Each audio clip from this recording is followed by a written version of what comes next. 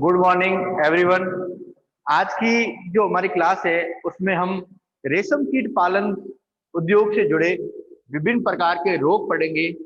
ये हमारा एक 3.5 का कई बार एक प्रश्न आता है कि रेशम कीट पालन में कौन कौन से रोग होते हैं और वह किस जीवाणु से या किस विषाणु से या किस कीट की सहायता से ये रोग होते हैं उनके बारे में बताना होता है। और कई बार शॉर्ट में भी प्रश्न आ जाता है कि निम्नलिखित रोग के बारे में आप समझाइए। उसमें आपको 2-3 रोगों के नाम दे सकते हैं, जैसे कृमि रोग का एक नाम दे दिया, एक पेब्राइन रोग होता है उसका नाम दे दिया। तो ये अलग अलग प्रकार के रोगों के आपको नाम भी दे सकते हैं और फिर कहीं कि उनके बारे में लिखिए। और कई बार रेशम कीट पालन के रोग के बारे में भी आता है। इस साल जो इम्पोर्टेंट प्रश्न है रेशम कीट पालन से, वो रेशम कीट पालन का रोग है, क्योंकि ये रोग अल्टरनेट चलता है। ये 2019 में आया था, 20 में नहीं आया, अब 21 में इसकी आने की संभावना रहती है। तो अब सबसे पहला जो रोग होता है वह होता है कृमि रोग। देखिए, ये कृमि रोग जो होता है वह गन डिप्टेरा की मक्खी जो होती है, ट्राइकोलाइगा सार्बिलेंस द्वारा होता है।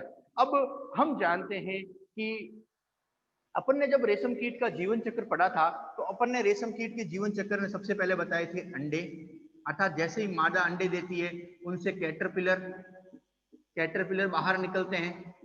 कैटरपिलर को हम लार्वा भी कहते हैं या हम इसको इल्ली भी कह सकते हैं। और हमने ये बताया था कि ये कैटरपिलर, इल्ली या लार्वा बहुत मात्रा में शहतूत की पत्तियों को खाता है और बार बार अपनी त्वचा का क्या कर रहा है, निर्मोचन कर रहा है। और एक स्टेज ही आती है कि ये क्या करता है, इसके पश्चात इस कैटरपिलर कोकून का निर्माण करता है, और इसी कोकून के अंदर एक अवस्था आती है प्यूपा।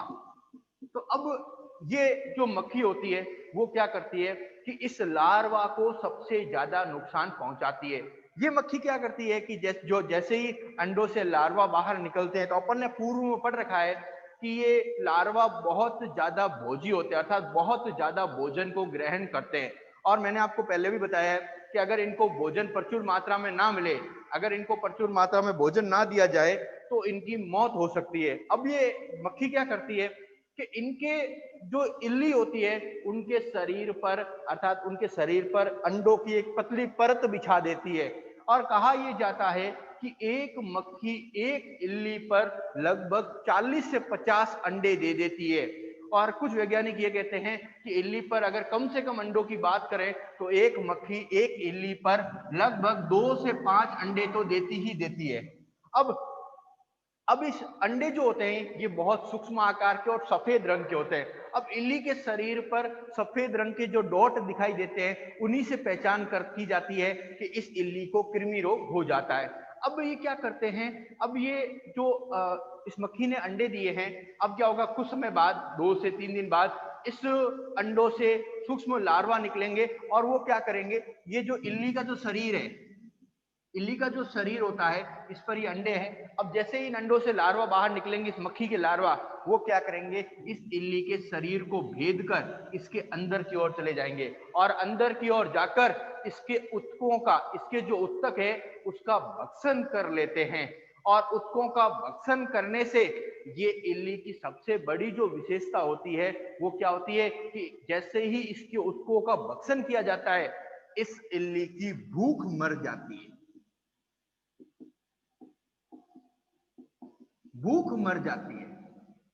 और हम जानते हैं कि अगर किसी इल्ली की भूख मर जाए, अर्थात उसको भूख ना लगे, वो शहतूत की पत्तियों को ना खाए, तो उस कंडीशन में सिंपल से शब्दों में कहे जाए तो उस इल्ली की अल्पकाल मौत हो जाती है। तो सबसे ज्यादा रेशम कीट को जो नुकसान पहुंचाता है सेकंड नंबर पे, तो वो होता है कृमि रोग। अब इस कंडीशन में क्या होता है कि इस इल्ली की जब भूख मर जाती है तो ये खाना खाना बंद कर देती है। और अब अपन को पता है कि इल्ली जब खाना खाना बंद कर देगी तो उसमें निर्मोचन प्रक्रिया नहीं होगी, और निर्मोचन प्रक्रिया नहीं होगी तो आगे रेशम ग्रंथियों का निर्माण नहीं होगा, ना ही उससे कोकून बनेगा।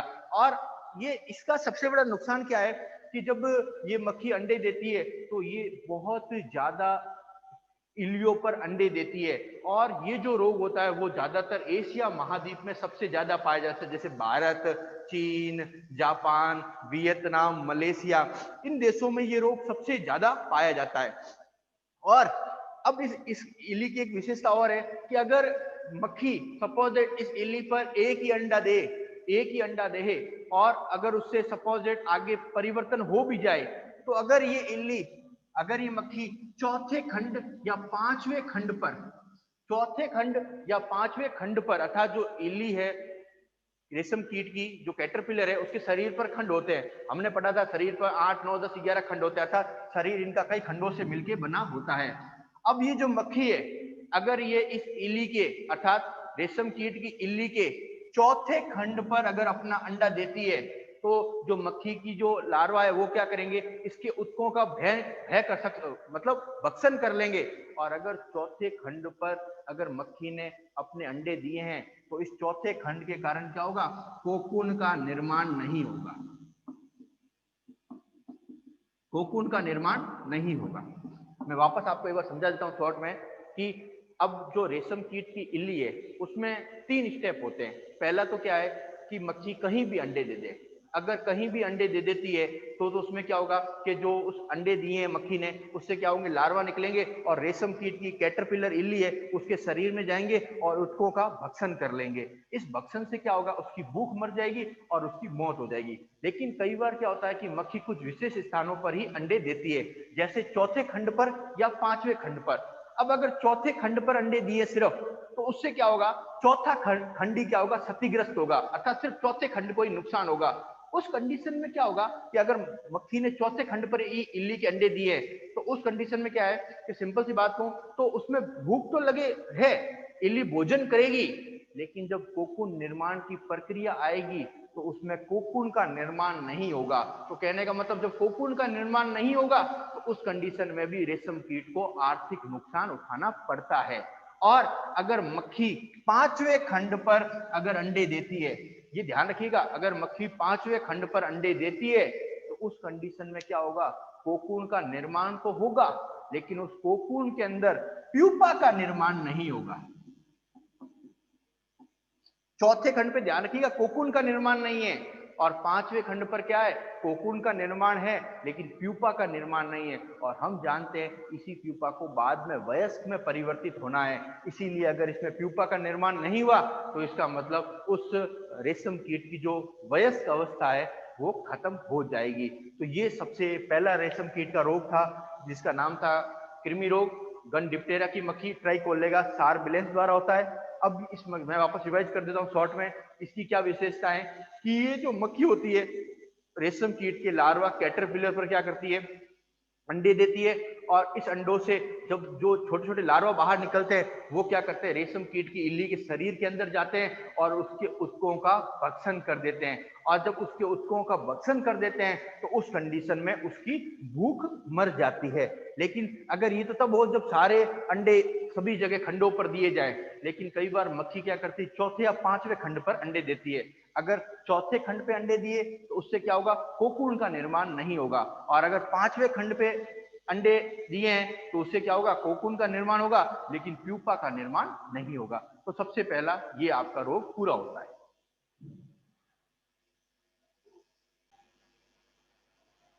अब आपका जो सेकंड रोग है वो है इंपॉर्टेंट रोग है, ये प्रश्न आया हुआ है कि पेब्राइन रोग किस कीट में होता है और उसका जूलॉजिकल नेम लिखिए। तो आपको पता है पेब्राइन रोग रेशम कीट में होता है, और रेशम कीट का अगर जूलॉजिकल नाम बताए तो आप एक कीट बता सकते हो, बॉम्बिक्स मोरे कह सकते हो। तो ये कीट जो है वो नोसेमा बॉम्बिस नागिली नामक सूक्ष्म जीवाणु द्वारा होता है, नामक सूक्ष्म जीवाणु द्वारा होता है।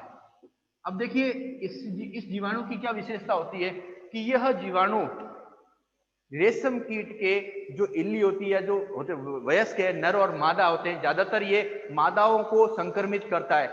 यह जीवाणु मादा के शरीर में भोजन जब वो ग्रहण करती है अगर सूक्ष्म मात्रा में, उस समय ये क्या करता है, उसमें प्रवेश कर लेता है, और प्रवेश करने के साथ ही यह मुख से होता हुआ आहार नाल पोर्शन में पहुंचता है, और आहार नाल में पहुंचने के पश्चात यह आहार नाल को संक्रमित करता है। आहार नाल को संक्रमित करने के पश्चात यह जीवाणु रक्त की सहायता से शरीर के विभिन्न भागों में संचरित होता हुआ अनेक अनेक स्थानों पर उनके उत्कों का भक्षण कर और उससे क्या करता है, पूरे शरीर को संक्रमित कर देता है। और मादाओं में ये देखा जाता है कि मादाओं को बहुत ज्यादा सूजन आ जाती है, अर्थात उनका शरीर सूज जाता है। अब ये तो पहली कंडीशन थी कि ये मादाओं को संक्रमित कर रहा है, लेकिन इसके साथ ही ये क्या करता है, जो मादाएं अंडे दे रही है, जो मादा अंडे दे रही है, उन अंडों के अंदर भी इस सूक्ष्म जीवाणु के जो अंश होते हैं वो क्या करते हैं, उस अंडों के अंदर चले जाते हैं। और जब उन अंडों के अंदर, जो मादाओं ने अंडे दिए हैं, उस अंडों के अंदर भी क्या होते हैं कि ये इस जीवाणु के अंश चले जाते हैं। और जब इन अंडों से ईलिया, कैटरपिलर बाहर निकलते हैं, तो ये ध्यान रखना, इन कैटरपिलर का आकार एक तो अनियमित होता है, शरीर पर खंड सही नहीं होते, इन कैटरपिलर की भूख मर जाती है, उल्टी या दस्त आती है। उस कंडीशन में क्या होता है कि इस रेशम कीट को सबसे ज्यादा आर्थिक हानि उठानी पड़ती है। आज से अगर मैं 1990 की बात करूं तो उस दौरान ये रोग चरम पर था। उस दौरान क्या था कि इस रोग से सामान्यतः जो इल्ली बाहर निकलती थी, उसको जैसे ही वो भोजन ग्रहण करती थी, उसको उल्टी या दस्त होना, ये उसकी सबसे ज्यादा पहचान होती थी कि मतलब बार बार भोजन नहीं करना। और जब कोई भी इल्ली भोजन अगर नहीं कर रही है तो सीधा सा उससे मतलब है कि आगे जो उसमें ना तो रेशम ग्रंथियां विकसित होगी, ना ही उससे कोकून का निर्माण होगा, और ना ही वो प्यूपा बनेगा। तो ये इस रोग द्वारा रेशम कीट को आर्थिक नुकसान उठाना पड़ता है। इसीलिए जो रेशम कीट का व्यापार करते हैं उनको हर समय पेब्राइन रोग से खतरे की संभावना रहती है। इसीलिए वो कई चरणों में बार बार जांच करते रहते हैं। सबसे पहले आता है मादा का चयन करना। मादा का चयन करना, देखिए फर्स्ट स्टेप क्या है, क्योंकि देखिए रेशम कीट का जो सबसे पहला स्टेप होता है वो मादा का चयन करना। क्यों, इसके बारे में समझिए। देखिए जब मैथुन क्रिया होती है उसके पश्चात निषेचन हो गया, अब मादा अंडे दे रही है, तो सबसे पहले ये देखा जाता है कि मादा जिस जगह रह रही है, अगर हम कृत्रिम आवास की बात करें तो वह मादा का ये देखा जाता है कि मादा संक्रमित तो नहीं है, मादा किसी प्रकार दूसरे किसी जीव से संक्रमित है। इसीलिए क्या है कि ये चेक किया जाता है कि मादा भोजन कैसे कर रही है। दूसरा, मादा के जो अपशिष्ट पदार्थ बाहर निकल रहे हैं, क्योंकि इस जीवाणु की विशेषता होती है कि इस जीवाणु के जो अंश होते हैं वो अपशिष्ट पदार्थ अर्थात विष्ठा द्वारा शरीर से समय समय पर बाहर निकलते रहते हैं। अर्थात जो मादा की जो विष्ठा है उसका समय समय पर परीक्षण किया जाता है कि कहीं उसमें तो इस जीवाणु के अंश नहीं है, और अगर अंश है तो ऐसी मादाओं को अंडे देने की प्रक्रिया से हटा दिया जाता है। तो कहने का मतलब क्या है, अगर ऐसी मादाएं अंडे दे भी देगी तो उनसे आगे रेशम प्राप्त करना संभव नहीं है।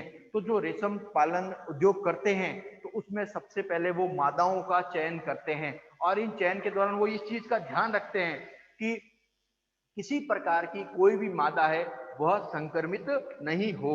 और दूसरा जो पॉइंट आता है भविष्यवाणी करना। भविष्यवाणी करना, अब देखिए भविष्यवाणी का क्या मतलब होता है कि हमेशा आपने देखा होगा कोई रोग होता है वो एक जगह बहुत ज्यादा पनपता है, तो इस कंडीशन में क्या होता है, जो भी रेशम कीट पालन करते हैं वो अपने आसपास स्थित दूसरे जो व्यवसाय से जुड़े हुए लोग हैं उनसे समय समय पर चर्चा करते रहते हैं, अर्थात ये जानते रहते हैं कि रोग कहीं ऐसा नहीं हो कि अपने यहाँ नहीं फैला हो, कहीं और उपस्थित हो। तो वो इस बारे में समय समय पर अनेक प्रकार की भविष्यवाणी करते रहते हैं कि हो सकता है इस समय इस मौसम में ये रोग होगा, इस समय। अर्थात कहने का मतलब क्या है, इस भविष्यवाणी द्वारा क्या फायदा है कि इस भविष्यवाणी द्वारा आने वाले जो खतरा है अर्थात आने वाले जो पेब्राइन रोग की संभावना है उससे क्या होता है, बचा जा सकता है। और इसके लिए क्या होता है, जो भी संभावित जानकारियां होती है उसमें रेशम कीट पालन के सभी जो व्यवसायी जुड़े हुए होते हैं उनको इस बारे में जानकारियां दी जाती है कि भाई भविष्य के अंदर ये संभावना हो सकती है, और अगर इस प्रकार की संभावना है तो उस कंडीशन में वहां पहले से ही सावचेती होती है। फिर नेक्स्ट है, अगर वहां पेब्राइन रोग के जीवाणु उपस्थित हैं, पेब्राइन रोग के जीवाणु उपस्थित हैं तो उनको हटाना। तो इस क्रिया में क्या किया जाता है, जिस कमरे में पेब्राइन रोग के जीवाणु उपस्थित है उस कमरे को फॉर्मेलिन से अच्छी तरह धोकर विभिन्न प्रकार के केमिकल का उपयोग करके और साथ में उच्च तापमान पर उस कमरे को कई दिन हीटिंग किया जाता है, जिससे क्या हो, उस प्रकार के उस जो जीवाणु होते हैं वो क्या हो जाए, नष्ट हो जाए। इसीलिए पेब्राइन रोग के जीवाणु को हटाना इस स्टेप का जो चौथा चरण होता है वो होता है। और सबसे जो लास्ट चरण होता है वो होता है पालन किए जा रहे रेशम कीट की देखभाल करना।